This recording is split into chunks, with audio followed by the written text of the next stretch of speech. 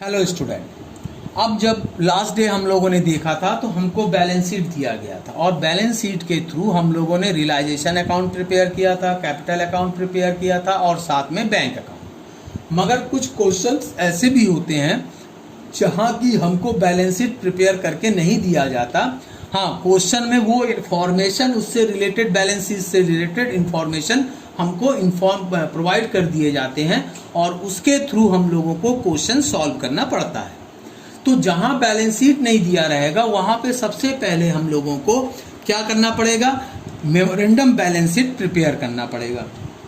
जिस तरह से हम लोग लास्ट ईयर 11th में भी इनकम्प्लीट रिकॉर्ड में प्रिपेयर कर रहे थे। तो बैलेंस शीट की ये क्या है, लायबिलिटी साइड है और यहाँ आपकी एसेट साइड है। अब इसके में हम लोग क्या करेंगे, क्वेश्चन को पढ़ते जाएंगे और उस हिसाब से उनके एसेट और लायबिलिटीज को क्या करेंगे, उनके लायबिलिटी और एसेट के कॉलम में डालते चले जाएंगे। जैसे यहाँ दिया गया कि एबीसी वेयर 3 पार्टनर्स हैं, जो क्वेश्चन मैंने आप लोग को दिया है, उनका प्रॉफिट शेयरिंग रेशियो 4:3 का है। On 1 April they decide dissolve the firm, firm को बंद करना चाहते हैं। On that date as capital 1,25,000। तो ये कहाँ जाता है, आपके बैलेंस शीट के लायबिलिटी साइड में जाता है। तो ए का कैपिटल कितना कह रहा है, 1,25,000। बी का कैपिटल कितना कह रहा है, 45,000। एंड सी का कैपिटल, ये डीआर साइड लिखा है। तो डीआर साइड का मतलब है ये है कि जो सी का कैपिटल है वो एसेट साइड में चला जाएगा। तो यहां लिखेंगे सी कैपिटल कितना दिया गया है, ये 15,000। अब इनको सम करके तो कितना आ जाएगा, 1,70,000। द क्रेडिटर, तो क्रेडिटर कहाँ जाता है, आपके लायबिलिटीज में रहता है। कितना आ गया, 23,150। कैश इन हैंड, तो कैश क्या है, आपकी एसेट है, तो ये एसेट साइड चला जाएगा 4,520। एंड ये तो एसेट रिलीज की एंट्री आ गई, ये डिस्ट्रीब्यूशन एक्सपेंसेस आ गई। अब इसको हम टोटल लगाएंगे बैलेंस शीट को, तो यहाँ का जो टोटल आएगा वो आ जाएगा 1,93,150। ये लायबिलिटी साइड का कॉलम का टोटल आ गया।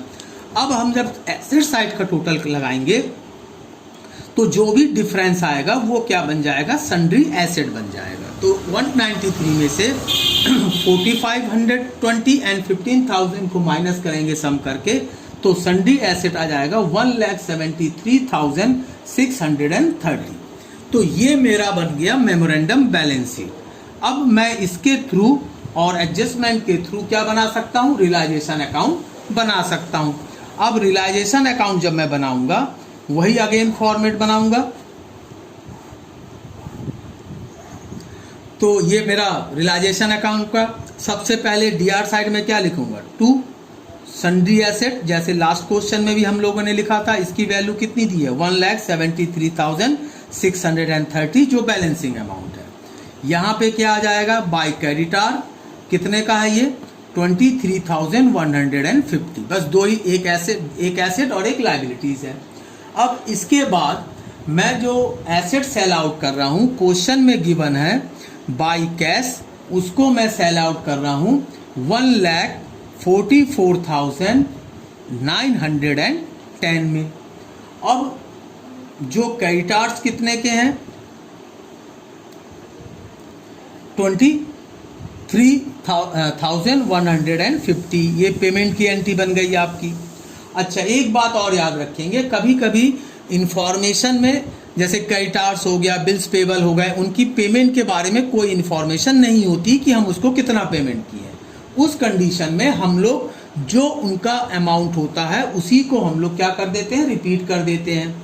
फिर आ जाएगा टू एक्सपेंसेस। कौन सा एक्सपेंसेस, रियलाइजेशन एक्सपेंसेस, जो गिवन है कितना दिया गया है, 1,860। अगेन हम बैलेंस करेंगे तो यहाँ पे अगेन हमारे पास क्या आएगा, लॉस आएगा। अब ये जो लॉस है सम करने के बाद डीआर साइड का जो टोटल आएगा वो आ जाएगा 1,98,640।